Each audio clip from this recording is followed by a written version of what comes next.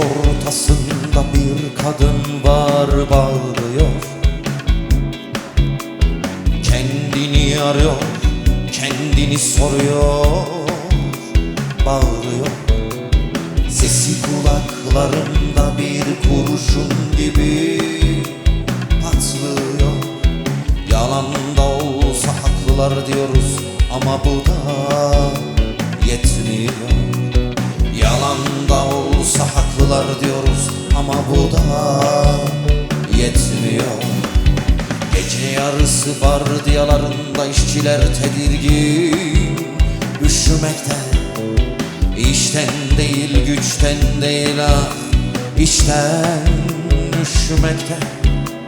Zaman geçmekte, zaman gecikmekte, zaman üşümekte. Yalan da olsa birleşiyorlar ama bu da yetmiyor. Yalan da olsa birleşiyorlar ama bu da yetmiyor.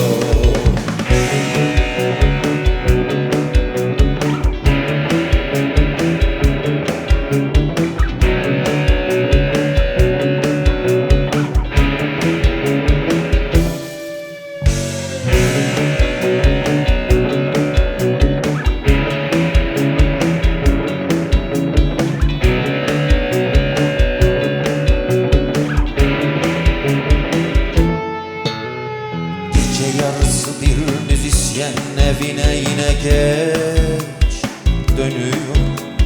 Taksi parası bile yok cebinde ama evine dönüyor. 2 damla yaş geliyor gözlerinden, cigarası sönüyor.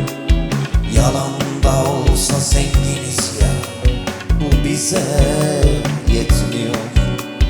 Yalan da olsa zenginiz ya, bu bize yetmiyor.